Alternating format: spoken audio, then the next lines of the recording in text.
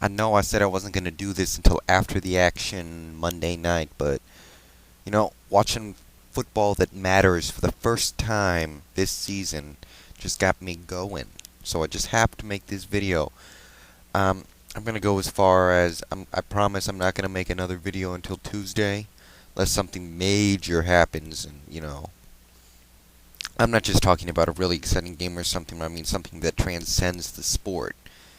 Um, but, game just finished up. I watched the whole thing, and I gotta say, pretty good watching.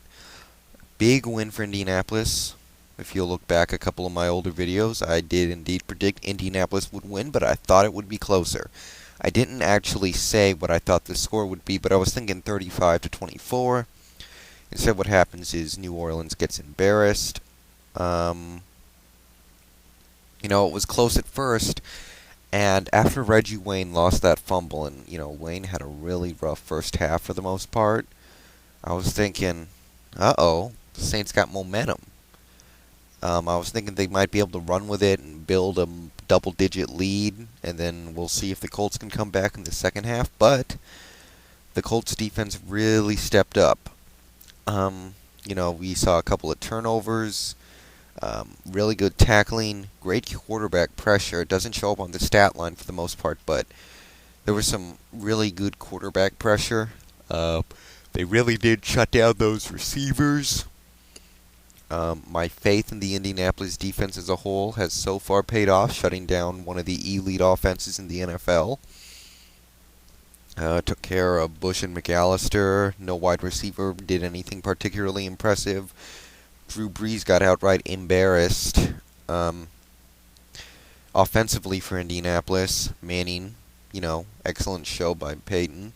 288 passing yards, just a really great game for him all around. 3 touchdowns. My MVP of the game would be Joseph Adai.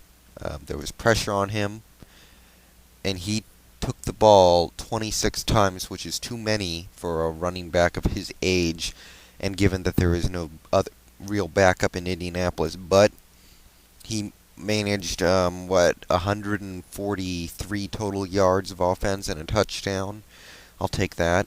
After Wayne fumbled and had a drop in the first half, he came back, ended up with 7 receptions for 115 yards and 2 touchdowns, so big ups to him. Marvin Harrison showing us why he's a future Hall of Famer, of course. Just a really, really good game all around. Fun to watch, quite a bit of offense, a little one-sided, but I know who I like better of these two teams, so happy to see. Happy to see it, to be quite honest. Okay, here's another thing that I don't get. I listed a couple of things this morning that I don't get. Here's another one. Why is work done starting for the Falcons? I don't get it. Last year, he had a couple of big games and was able to make his stat line look pretty good in the long run. He had 1,000 yards. He had, 4.1 or whatever yard per carry average, something like that. But that was mainly because he exploded against like the Giants and the Buccaneers and stuff like that.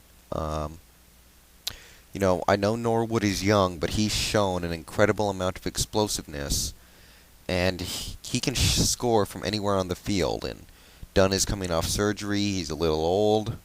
I do not understand why you would start Warwick Dunn, but maybe it won't matter too much in the end. Maybe Norwood is going to get more action regardless, like Adai did with Dominic Rhodes last year. Who knows? One thing I was meaning to do, but didn't get the chance to do, is cover some keys to the game for my team, Seattle. I mean, that's kind of what I'm here for. I want to talk about everything, but I know who I'm supporting, and I know who I really want to talk about. So for the Seahawks, coming up this Sunday against the Tampa Bay Buccaneers, well, when we have the ball, I think we need to go up the middle, because that's where they've been losing players left and right these last few years. No Warren Sapp, no Anthony McFarland, no Chuck Darby. I know he was a backup, but still.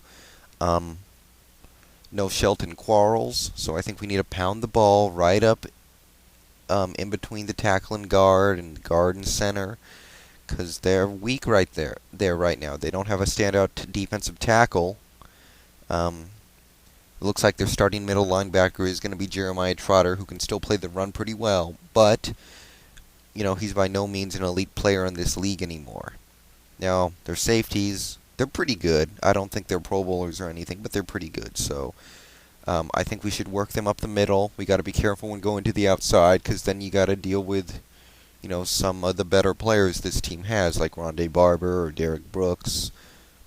When we're passing the ball, we got to pick our fights carefully, because we can, corners like Rondé Barber and Brian Kelly and their safeties are burnable. We saw this last year, but they're not bad players. And if you challenge them too much, they will eventually bite you back. They're going to make a play if you give them the opportunity to. So the important thing is to be careful and pick our fights. And for the most part, just keep pounding it up the middle. When the Bucks have the ball, obviously the key is to shut down Joey Galloway. I don't think they have anybody else to depend on in the passing game. I'm not buying this David Boston thing quite yet. We'll see about Michael Clayton, looking kind of like a first-round bust, but we'll see. So we'll be able to put a safety over the top on Galloway, and because of that, the focus has to be on stopping the run with no Marcus Tubbs. We're going to have to put that safety up in the box. The other safety, that is. Try and get 8-man fronts every now and then without putting too much to risk. And we got to force an early turnover because, like I said earlier, Garcia's a smart quarterback. He's the kind of guy that'll pick you apart all game, slowly but surely, and won't make a mistake. So if we can force an early mistake, that'll just change everything. That's about all I got in terms of keys to the game. Okay, recap. Colts big win, start the season 1-0. Indianapolis, suddenly, we're not so sure how good this team is. I think that they'll be all right, but we all saw Jason David get burned for 7 receptions and 3 touchdowns. This guy was supposed to save their defense. So that kind of tells you a lot about how this team must feel right now. But, just not a pretty game, but I think they'll bounce back. Happy to see Indy win as always, and on Sunday, according to the recently released NFL regional maps, I'll be getting, Denver at Buffalo in the morning, as well as Philadelphia at Green Bay. A couple of solid games that I'll keep an eye on. In the afternoon, I got Tampa Bay at Seattle. Nothing else, just a single header. National games, Giants at Dallas, Baltimore at Cincinnati, and Arizona at San Francisco. My picks, as I announced them earlier, stand, and with that, I'm going to see you guys Tuesday.